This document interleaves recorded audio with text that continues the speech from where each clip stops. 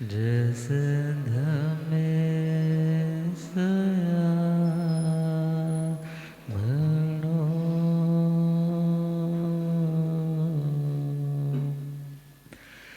जे हाथ जोड़ गोरानो मेरे वंदना जे जोड़ गोरानो एक बार वंदना हजार बार वंदना एक बार वंदना लाख बार वंदना करोड़ बार वंदना लाख बार वंदना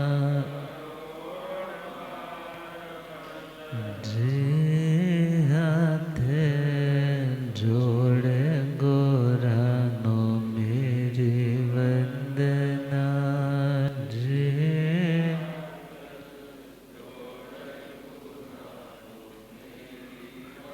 डगमग डोले नैया मेरे डगमग डोले मुझको है सतगुरु तेरे मुझको होठ है जे आसा भसागर पार लगड़ा जे आसा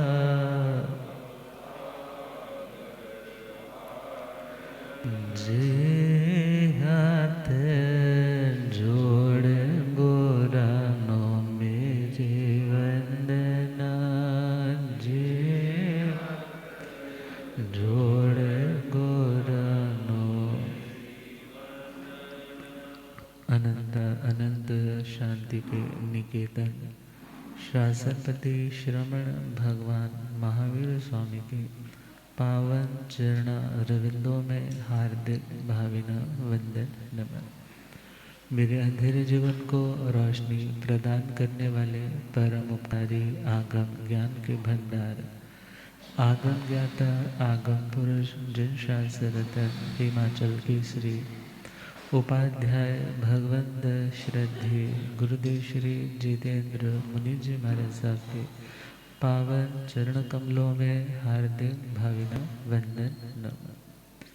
आदरणीय सेवा भावी श्री प्रशमित मुनि जी, धर्म सभा में उपस्थित धर्मानुरागियों, सुशीलवती माताओं एवं बहनों, असीम पुण्योदय से भाग्योदय से आप सबको संतों का समागम और वीत रागवाणी श्रवण करने का सुअवसर प्राप्त हो रहा है। श्रवण कर रहे हैं श्री महावीर स्तुति, उन उत्तम आत्माओं की स्तुति जिनके भीतर राग और द्वेष के अंश पूरी तरह से नष्ट हो चुके, समता योग की साधना में जो सिद्ध हो चुके, ऐसी उत्तम आत्मा के गुण किसी भी आत्मा में प्रकट हो सकते हैं यदि वह आत्मा अभ्यास करे। तो उन गुणों का वर्णन भगवान महावीर स्वामी के मंगलमय जीवन के माध्यम से श्रवण कर रहे हैं आर्य श्री सुधर्मा स्वामी जी महाराज, जो भगवान महावीर स्वामी के 11 विद्वानों में 11 सबसे सर्वोत्तम बड़े स्कॉलर्स में 5वें नंबर के विद्वान हैं। और वे आर्य श्री जम्बू स्वामी जी महाराज की जिज्ञासा को शांत करते हुए बता रहे हैं कि भगवान महावीर स्वामी दुनिया में किस तरह से उत्तम थे। हति सोय रावण माहुणाय, हति सोय सिंहो मियाण सलिलाण गंगा, सिंहो मियाण पखी सुवागरो लेवेणु देवे, निवाण वादे नियनाय पुते, पुचिं सोणं समणमाणाय, पुचिं सोणं समणमाण अगारिणोया परते ध्याय, अगारिणोया।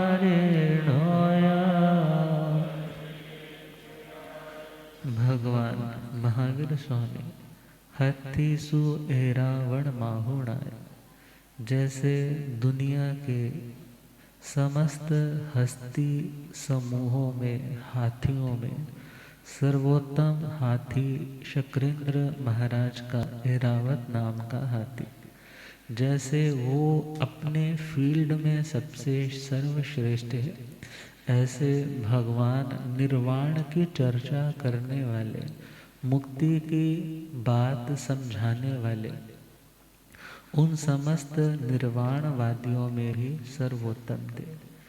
सिंहो मियाणा, जैसे शेर चौपायों में सभी मृग इत्यादि जंतुओं से विशेष बलशाली, निर्भय, अपनी मर्यादा में रहने वाला, स्वतंत्र विचरण करने वाला होता है।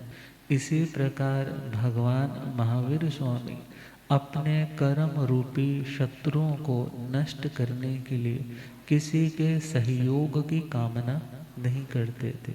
अपने बल पराक्रम, अपनी मर्यादा में रहते हुए वो सच्चे विजेता, सच्चे राजा थे, क्योंकि मन जीते जग जीत। जिसने आत्मा को, मन को जीता, उससे बड़ा विजेता दुनिया में और कोई नहीं।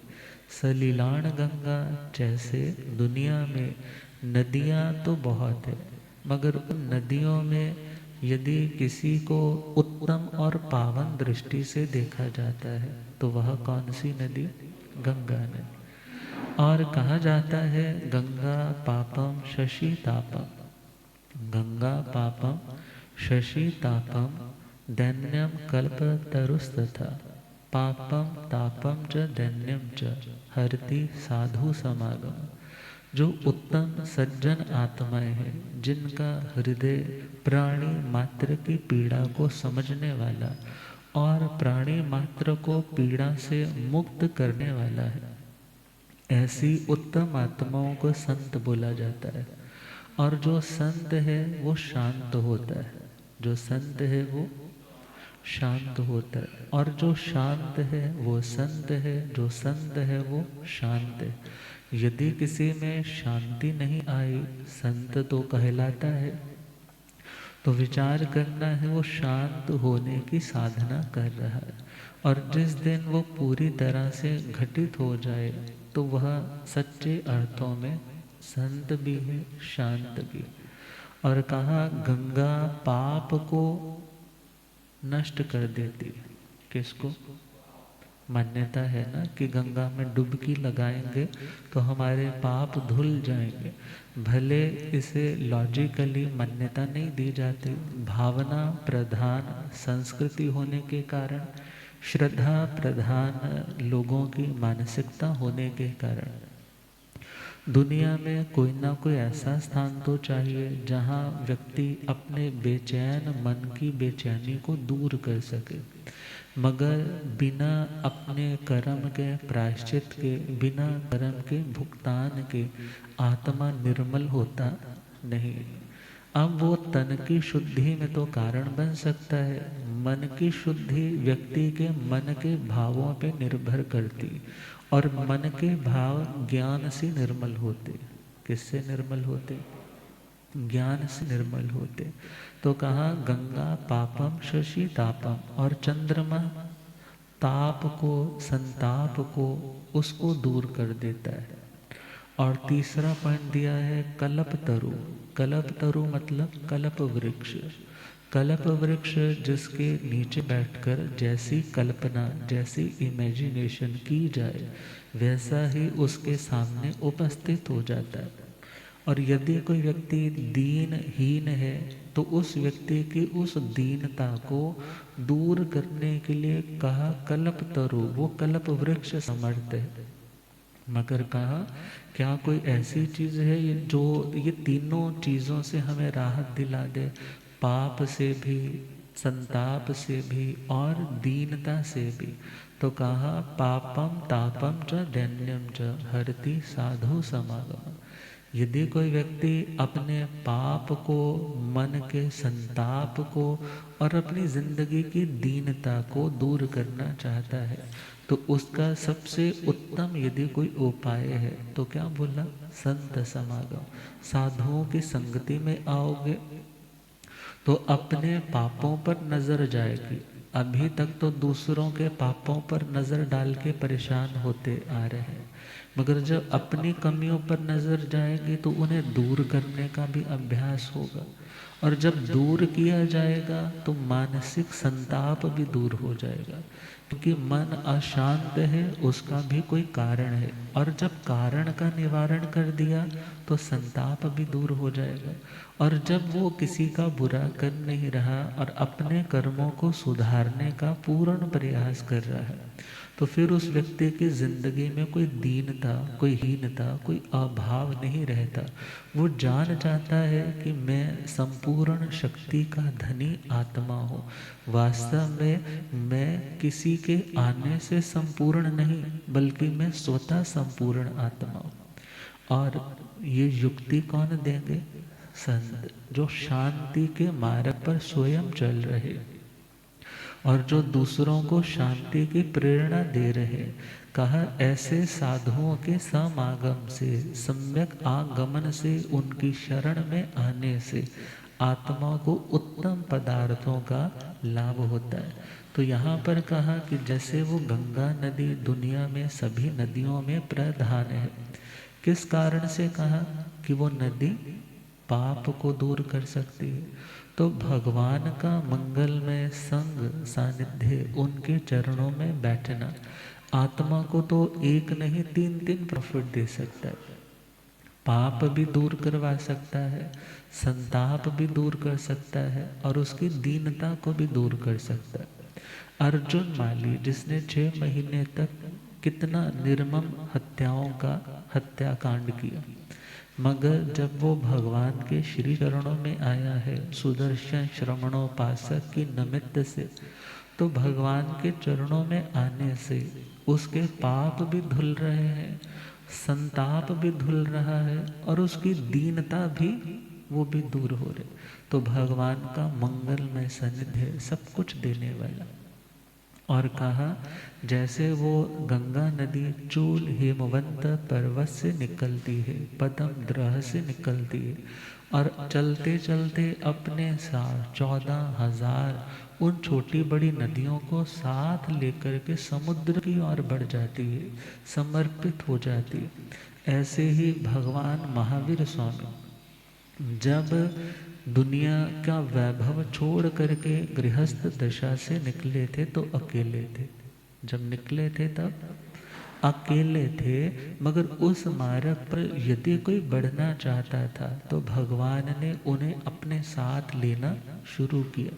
यदि तुम साथ बढ़ना चाहते हो तो मेरी ओर से कोई तुम्हें रोक टोक नहीं। अर्थात जैसे उनका लक्ष्य समुद्र की तरह असीम था, मोक्ष का उनका लक्ष्य था, इसी प्रकार जिनका भी यह लक्ष्य था कि हम मोक्ष पाना चाहते हैं, सर्व कर्मों से मुक्त होना चाहते हैं, तो भगवान तो उस मार्ग पर बढ़ने वाली उस महान नदी गंगा के समान थे और छोटी छोटी नदियों के समान वे अन्य साधु साध्वी थे जो उन्हीं की भांति उस लक्ष्य तक पहुंचना चाहते थे। तो भगवान अकेले नहीं बल्कि सबके साथ, जैसे आजकल नारा दिया था ना पीछे, सबका साथ सबका विकास। अभी ये वाला तो हमें भगवान से ही मिल रहा है कि गंगा नदी जैसे अकेले नहीं बल्कि कईयों को साथ लेकर के उन्हें भी उस अंतिम लक्ष्य तक पहुंचाने में सहयोगी बनती है। इसी प्रकार प्रत्येक आत्मा को क्या सोचना चाहिए कि मेरा भला हो, सिर्फ ऐसा नहीं बल्कि मेरे साथ साथ यदि कोई भी जुड़ना चाहता है तो मैं उसके लिए भी फायदेमंद बनूं, मैं उसका नुकसान करने वाला ना बनो। और जितना हो सके, क्योंकि तुम तो बढ़ ही रहे हो, तुम्हें तो बढ़ना ही है। और यदि तुम्हारे साथ मिलकर के कोई और भी अपने लक्ष्य तक पहुंच जाए तो उसमें तुम्हारा अपना एक उच्चतम आदर्श, तुम्हारा व्यक्तित्व, तुम्हारी एक उत्तम पर्सनैलिटी दुनिया पर छाप छोड़ करके जाएगी। और अदरवाइज अपने लिए कौन नहीं जीता, कौन नहीं मरता, मगर जो सबका ख्याल रखने वाले हैं उन्हें क्या बोला, गंगा की तरह जो सर्वश्रेष्ठ है। और आगे बढ़े तो जो गंगा है वो एक निष्ठ अपने उस सागर के प्रति समर्पित है। एक निष्ठ मतलब एकमात्र उसका लक्ष्य क्या है, मुझे कहाँ पहुँचना है, सागर की ओर। और रास्ते में क्या हो रहा है क्या नहीं हो रहा, कितने लोग उस नदी के किनारे से पानी भर कर के ले जाते हैं मगर उसे कोई प्रॉब्लम नहीं होती। और वो गंगा जहाँ जहाँ से गुजर रही है किनारों पर घाट बना लेते हैं लोग। क्या बना लेते हैं, घाट बना लेते हैं और वहाँ आकर के स्नान इत्यादि भी करते हैं, वस्त्रों का प्रक्षालन इत्यादि भी करते हैं और पानी भर कर के घरों में भी ले जाते। अब विचार करना है, तीर्थंकर भगवान तीर्थ के स्थापक होते और तीर्थ बोलते हैं घाट को। घाट किसको बोलते हैं, तीर्थ को। और तीर्थ का मतलब साधु, साध्वी, श्रावक और श्राविका, इन चार तरह के वो घाट निर्माण कर देते हैं। जो कोई आत्मा को पावन करना चाहता है, भगवान के श्रीमुख से निकलने वाली गंगा और उसके किनारे बसने वाले कौन, चतुर्विध संग।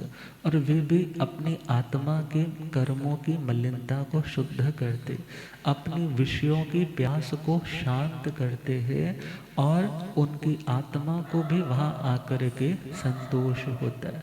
क्योंकि तीर्थंकर तीर्थ नहीं होते, तीर्थंकर तीर्थ को करने वाले होते। और आगे बढ़े, निरंतर गंगा नदी प्रवाहमान रहती।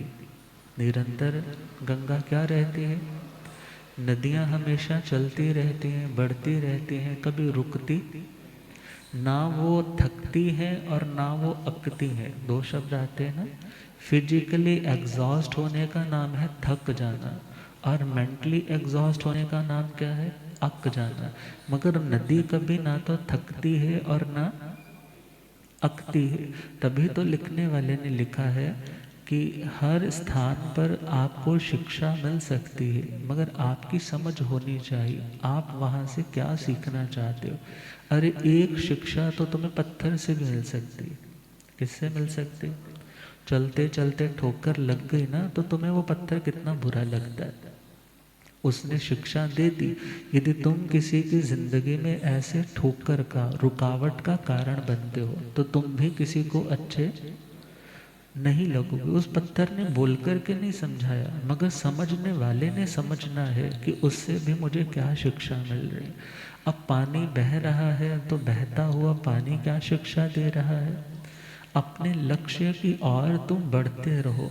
यदि बीच में किसी ने पानी ले लिया, वहीं रुक गए, तो तुम्हारी ग्रोथ क्या हो जाएगी, तुम्हारी प्रोग्रेस क्या हो जाएगी, रुक जाएगी। पंजाबी के कवि ने लिखा था, पानी वगदे ही रहन कि वगदे सौंदे ने, पानी वगदे ही रहन कि वगदे सौंदे ने, खड़ोया बुसदे ने कि पानी वगदे ही रहन। अर्थात पानी बह रहा है तो उसमें फ्रेशनेस रहती और एक जगह पानी रुक जाए तो उसमें स्मेल आने लग जाती।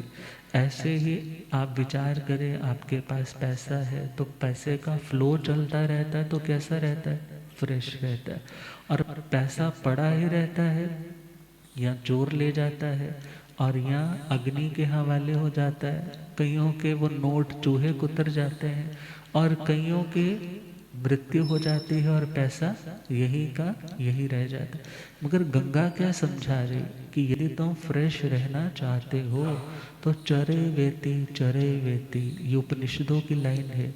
चलते रहो, चलते रहोगे तो फलते रहो, चलते रहोगे तो, और एक जगह पे रुकोगे। एक जगह पे रुकने का नाम ही आज के यदि मेडिकल साइंस के अकॉर्डिंग देखें तो ब्लॉकेज है। उसका नाम क्या है? एक जगह पे यदि रुक जाते हो, ब्लॉकेज आ जाती है, फ्लो टूट जाता है, तो उस टाइम कोई ना कोई बड़ी बीमारी आ सकती। अब इसी प्रकार यदि हम समझे कि गंगा फ्रेशनेस का प्रतीक है, गंगा बढ़ते रहने का प्रतीक है, गंगा अपने लक्ष्य के प्रति डेडिकेशन का प्रतीक है, और भगवान के हृदय में अपने लक्ष्य मोक्ष के लिए पूरी तरह से समर्पण था। भगवान कभी रुके नहीं, भगवान कभी रुके नहीं।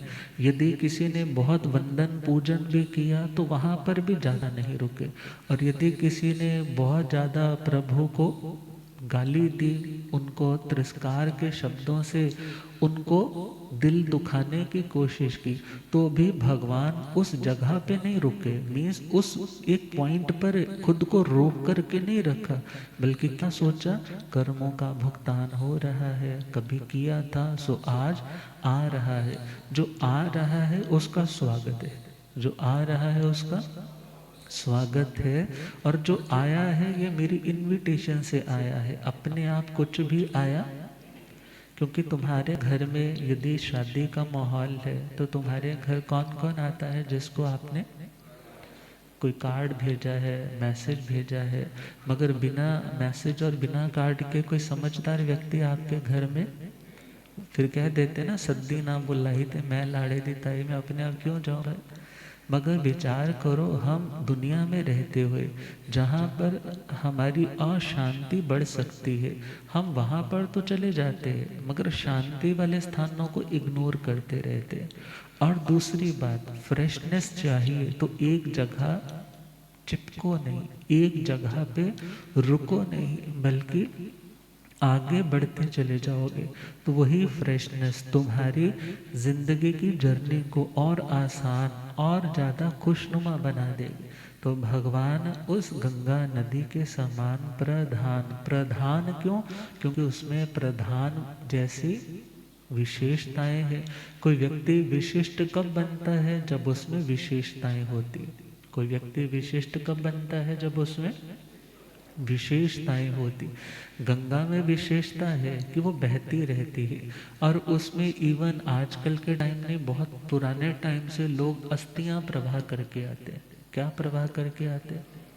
और क्या सोचते हैं, वहाँ पर यदि हम फूल तार करके आएंगे तो हमारे पिताजी, हमारे माताजी, दादा दादी जी, इनका क्या हो जाएगा? बोलो, उद्धार हो जाएगा। मान्यता है ना, उद्धार हो जाएगा। अब विचार करना है, भगवान की मंगल में जिनवाणी, भगवान का मंगल में दरबार जो बहती हुई गंगा की तरह है।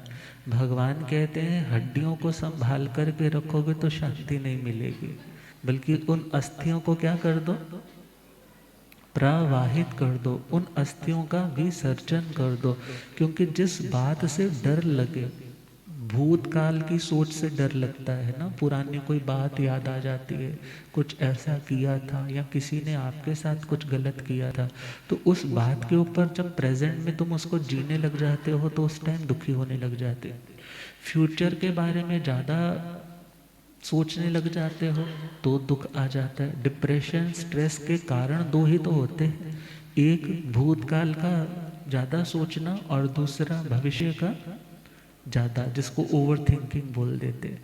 मगर जो व्यक्ति प्रेजेंट में रहना चाहता है उसे क्या करना होगा? उन भूतकाल की अस्थियों को प्रवाहित कर दो। क्या कर दो? यदि फ्रेशली आगे बढ़ना चाहते हो तो उन छोटी छोटी बातों को पकड़ करके बैठोगे तो जिंदगी में कभी शांति मिलने वाली नहीं। अब एक जगह बता रहे थे, कहने लगे महाराज हमारी ना लड़ाई हो जाती है, घर वाली आए, बोले हमारी महाराज लड़ाई हो जाती, लड़ाई का कोई मेन कारण कुछ खास नहीं होता, और बाद में पता चलता है हम व्यर्थ में इतना जोर जोर से बोल रहे थे। कहने लगा महाराज मैं सिर्फ इसको ये बोलता था कि दूध आता है, दूध पे मलाई आती है, तो तू मलाई को रख करके फिर लास्ट में इससे घी क्यों नहीं बनाती। अब वो बोलते हैं मेरे पास इतना टाइम, मेरे पास इतना टाइम नहीं होता। और कभी ऐसी नौबत आ जाती है सिर्फ इतनी सी बात पे हम दो दो तीन तीन दिन एक दूसरे को देखने के लिए भी चाहवान नहीं होते, एक दूसरे को बुलाते नहीं है, एक दूसरे पे इरिटेट हो जाते हैं। और अक्सर जिंदगी में झगड़े की बातें उनकी यदि जड़ पर पहुंचो ना बहुत छोटी होती, मगर जब हम उसी को पकड़ करके आगे आगे आगे पहुंचते रहते हैं, अपने दुखों की श्रृंखला को हम खुद और इंक्रीज करते हैं। मगर शांति चाहिए तो भगवान ने कहा उन अस्थियों का क्या कर दो। कोई व्यक्ति अपने घर में अस्थियां नहीं रखता, महापुरुषों की मिल जाए तो कहना ही क्या, मगर अपने पारिवारिक जनों की कोई हड्डियां घर में उठा करके संभाल करके नहीं रख। इसी प्रकार जो बातें बीत गई है उन बातों को क्या कर दो। भगवान उन बातों को विसर्जित करते रहते थे। यदि किसी ने कुछ किया भी, अच्छा किया बुरा किया, ना राग किया ना द्वेष किया, वो घटना आई और उसे जाने दिया, वो घटना आई और उसे जाने दिया। दैट्स वाई भगवान फ्रेश थे, भगवान बिल्कुल शांत थे, भगवान दूसरों के लिए प्रेरणा पुंज बन गए कि यदि तुम फ्रेश रहना चाहते हो तो इन बातों के बोझ को उठा करके चलने का अभ्यास मत करो। और आगे चले, गंगा लवण समुद्र में जाती है, भले लवण समुद्र का पानी तो खारा है, मगर मोक्ष का आनंद कैसा है। मोक्ष का आनंद तो खारा नहीं है।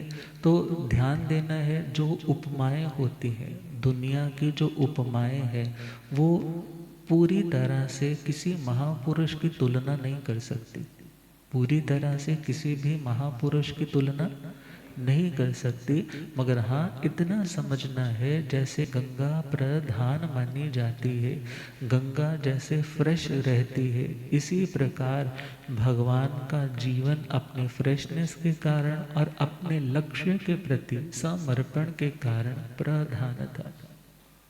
और जो लोग यह सोचते हैं कि गंगा तो आजकल बहुत पल्यूट हो चुकी है, तो विचार करना है पल्यूट करने वाले भी तुम ही लोग हो और उसको साफ करने वाले भी। अभी जब लॉकडाउन लगा था तो गंगा अपने आप क्या हो गई थी, करोड़ों के प्रोजेक्ट, आपका यहाँ का बुढ़ा नाला भी बोलते हैं, उस टाइम क्या हो गया था। और अब 600 क्या 6000 करोड़ रुपया देख करके भी वो प्रोजेक्ट पास नहीं हो पा रहे। अब विचार करना है, आत्मा को पल्यूट करने वाले भी हम स्वयं हैं और आत्मा को साफ करने वाले भी हम स्वयं हैं। और आत्मा में यदि अशुद्धियों के अंश डालना बंद कर दे, उसका नाम है संवर। और जो ऑलरेडी है बहुत सारा था यूं ही बैठ जाएगा, और जब बैठा है उनमें से बहुत सारे शुभ निर्मल भावों की फिटकरी के कारण साफ भी हो जाएगा। और फिर कुछ तपस्या के माध्यम से जो बचा खुचा है उसको भी तुम डिजिटल वाटर में कन्वर्ट कर सकते हो। आत्मा अपने आप में टोटली प्योर है, टोटली डिजिटल है, मगर जब उसमें इम्प्योरिटीज के अंश आए हैं, मन की क्रिया, वाणी की क्रिया, शरीर की क्रिया, और उन क्रियाओं में जब क्रोध आया, मान आया, माया छल कपट आई और लोभ आया, तो ये आत्मा क्या होने लग पड़ी, पल्यूट गंदी होने लग पड़ी। मगर उसे क्लीन करना है तो भगवान ने कहा कि तुम अपनी आत्मा को उपशांत बनाने का अभ्यास करो। जो उव समय तस अति अराहणा, जो न उव समय तस नति अराहणा। भगवान कहते हैं जो शांत है वही सच्चे अर्थों में धर्मात्मा है, और जो शांत नहीं है वो कहने सुनने का धर्मात्मा हो सकता है, मगर भगवान की नजरों में वो धर्मात्मा नहीं। तभी तो कहा है ना, हो रब ओ नानो मिलदा, हो रब ओ नानो मिलदा, नेता जिन सचिया जी और रब ओ नानो मिलदा नीता जिना दिया हो रब ओ नानो जे रब मिलदा नात्या तोत्या जे रब मिलदा मिलदा डडोआ मच्छिया जी और रब ओ नानो नीता जिना दिया सचिया जी और रब ओ जे रब मिलदा जंगलां दे विच जे रब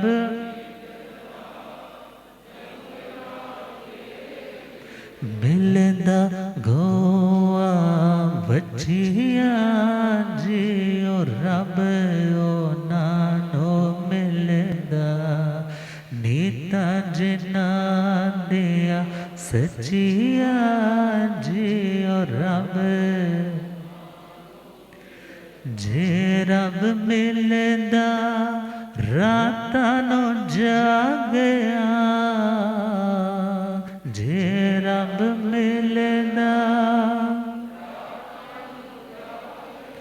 मिलदा चाम चढ़किया जी और रब ओ नानो मिलदा नीता जिना दिया सचिया जी और रब ओ नानो मिलदा नीता जिना दिया सचिया जी और रब ओ। तो जैसे गंगा निर्मल कहलाती है, भगवान का भी अंतःकरण निर्मल।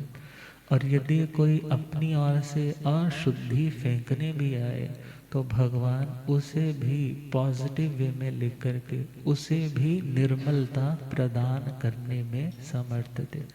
तो अगला पॉइंट है पक्षी सुबा गरुले वेणु देवे। जैसे दुनिया में पक्षी तो बहुत सारे हैं। पक्षी किसे बोलते हैं? जिसके पंख होते। संस्कृत में पंख को पक्ष बोला जाता है। संस्कृत में पंख को पक्ष बोला जाता है। तभी तो इस चंद्रमा के भी दो पक्ष होते हैं। कौन से? कृष्ण पक्ष और शुक्ल पक्ष। ये टाइम को डिनोट करते हैं। और एक लाइन आती है समेदा पंछी उड्डणहार। समेदा पंछी उड्डणहार, आज इस डारे कल उस डारा। आज यहाँ पर है और कल कहीं और है। अब पक्षी उड़ता है और टाइम भी क्या होता है? अपने आप को देखो ना, कितनी जिंदगी के बोलते हैं, कितने बसंत देखे। उड़ता जा रहा है, उड़ता जा रहा है। और इसका अंतिम पड़ाव कौन सा है? कहाँ तक उड़ना है? जब तक मौत नहीं आती। तो कहा पक्षी तो बहुत है, और पक्षी जिसके दो पंख है, और दो पंख वाले को क्या बोलते हैं? पक्षी बोलते हैं।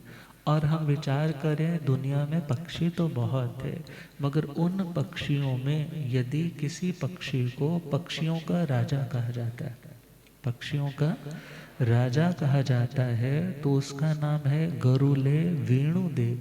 गरुड़ वेणुदेव जिसका दूसरा नाम, अर्थात वो पक्षी गरुड़ वेणुदेव। अब गरुड़ शब्द से सिंपल सा समझ ले, वैसे विष्णु जी का वाहन भी माना जाता है। तभी तो उन लोगों के सनातन पद्धति में जब डेथ होती है तो वो लोग गरुड़ पुराण का पाठ रखते। अब गरुड़ को इस तरीके से डिपिक्ट किया है कि वो बहुत विद्वान थे। वैसे काश्यप और विनता इनके जी बेटे माने जाते हैं, और जिसके कारण इन्हें वैनतीय भी बोला जाता है। मगर खैर, हम जस्ट एक पक्षियों की कैटेगरी में चले तो ये गरुड़ वेणुदेव जो पक्षियों का राजा माना जाता है। और इस पक्षी के पंख तो कितने हैं? दो है। अब हम समझे, जैसे वो पक्षी सर्वोत्तम पक्षी कहलाता है, तो उस पक्षी की क्वालिटी से कि वो लगभग 6 किलोमीटर की ऊंचाई से अपने शिकार को नीचे धरती पे देख लेता है। कितनी ऊंचाई से? 6 किलोमीटर, 20,000 फीट से कुछ ऊपर की ऊंचाई से देखने की वो सामर्थ्यता रखता है। और जो उसका ऊपर जाकर के नीचे आने की स्पीड की दृष्टि से देखे तो लगभग 380 किलोमीटर पर आवर की स्पीड से नीचे भी आ जाता है, और इतनी तेजी से आकर के अपने शिकार को पकड़ लेता है। और उसकी यदि हम सामान्य स्पीड देखें तो 50-60 किलोमीटर पर आवर से वो मूव कर सकता है, और लगभग 800 किलोमीटर तक वो बिना रुके बिना थके उड़ सकता है। तो उस पक्षी को क्या बोला जाता है? गरुड़। और जिसका चेहरा तो कैसा है? वाइट कलर का है, बाकी गोल्डन ब्राउन कुछ हो सकता है, येलो सी उसकी वो बीक रहती है, चोंच रहती है। और इन कैटेगरीज में तो कई तरह के आते हैं, वल्चर भी आते हैं जिन्हें गीद बोला जाता है, जो मरे हुए प्राणियों को खाते हैं। और एक होता है हॉक। हॉक बोलते हैं बाज को। श्री गुरु गोविंद सिंह जी का जो देखते हैं ना कंधे पे होता है, क्या बोलते थे वो? चिड़ियों से मैं बाज लड़ाऊं तब है गोविंद सिंह नाम का। अब बाज भी अलग है और गीद भी अलग है और गरुड़ इनसे भी अलग है। और जैसे कहा वो पक्षियों में प्रधान माना जाता है, और ये मोस्टली शिकार करता है सर्पों का। वैसे तो जीव जंतुओं का कईयों का करता है, मगर सांप को भी, जिसको सबसे जहरीला माना जाता है ना, उन सर्पों का भी शिकार कर लेता है बिना किसी डरे। अब इसीलिए आपने एक और वर्ड सुना होगा, जब किसी को सांप लड़ जाता है, काट जाता है, तो उसको किसी ना किसी बाबा के पास भी ले जाते हैं और वो बोलते हैं इन्होंने गारुड़ी मंत्र से। कौन सा मंत्र? गारुड़ी मंत्र से इसके जहर को उतार दिया। कौन सा मंत्र? क्योंकि उस मंत्र के अपने वाइब्रेशन से, यदि वास्तव में किसी ने सिद्ध कर रखा है। अब वैसे तो उव सग हरण सूत्र है, उल्टा नवकार मंत्र है, ये भी जहर उतारने के लिए प्रयोग में लिए जाते हैं।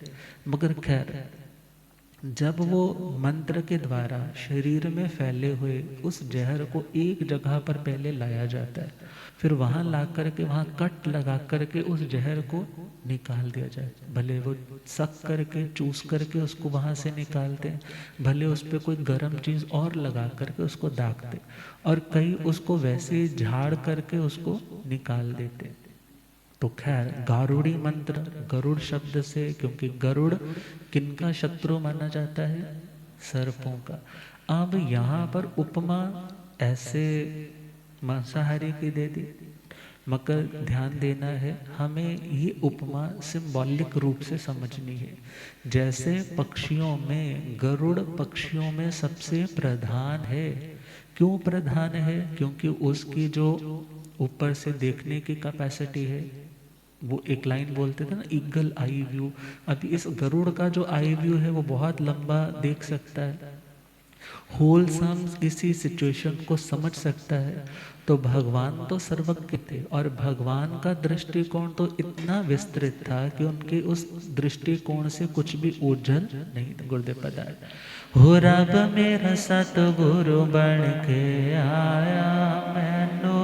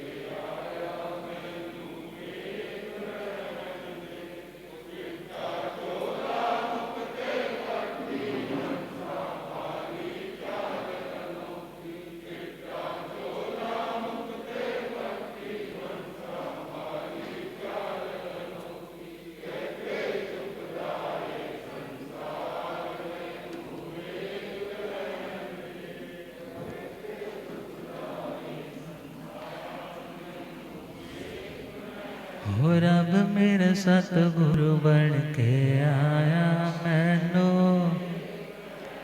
भूलिया गम ज्ञाता आगम पुरुष शास्त्र तन हिमाचल केसरी उपाध्याय भगवंत श्रद्धे गुरुदेव श्री जितेंद्र मुनि जी।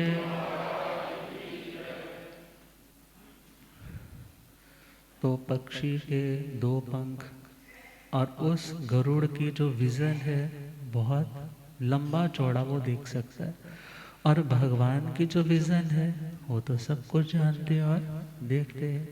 और दो पक्षों की भांति विचार करना है। भगवान द्रव्य नय और व्यवहार नय, निश्चय नय बोलो, व्यवहार नय बोलो। इन नयों के माध्यम से किसी भी प्रॉब्लम से यदि आगे बढ़ना है तो आगे बढ़ सकते। और आगे चले तो गरुड़ जैसे सर्पों का शत्रु है, जैसे वो छोटे छोटे पक्षियों को इत्यादि को उठा करके अपना शिकार बनाता है। तो भगवान दुनिया के लोगों के हृदय में जो शंका, जो संशय, जो मिथ्या मान्यता रूपी सांप इत्यादि घूम रहे हैं ना, उनको पकड़ने वाले थे।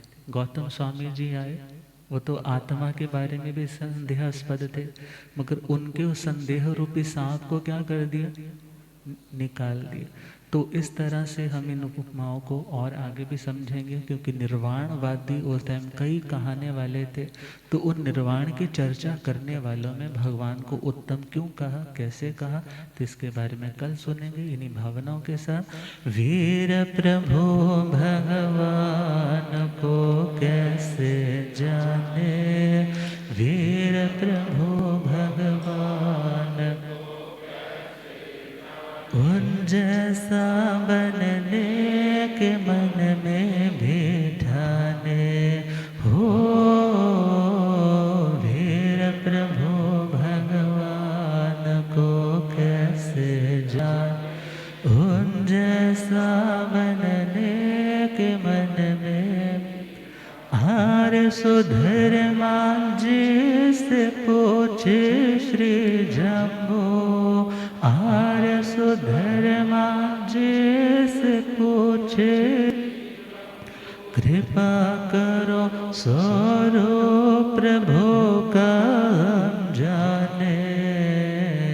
वीर प्रभु भगवान को कैसे जान, उन जैसा बने।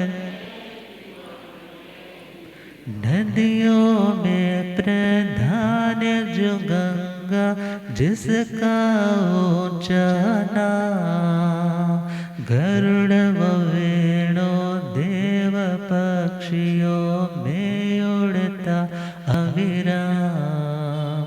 नदियों में प्रधान जो गंगा, जिसका ऊंचा नाम, गरुड़ व वेणु देव पक्षियों में उड़ता अविराम। सर्वश्रेष्ठ मुक्ति पथ नेता को जाने, सर्वश्रेष्ठ मुक्ति पथ नेता उन जैसा बनने के मन में बिठाने हो। वीर प्रभु भगवान को कैसे, उन जैसा बनने के मन में भी। अब श्रद्धे गुरुदेव जी हमारे सब कृपा करें इन्हीं भावनाओं के साथ। ओम शांति।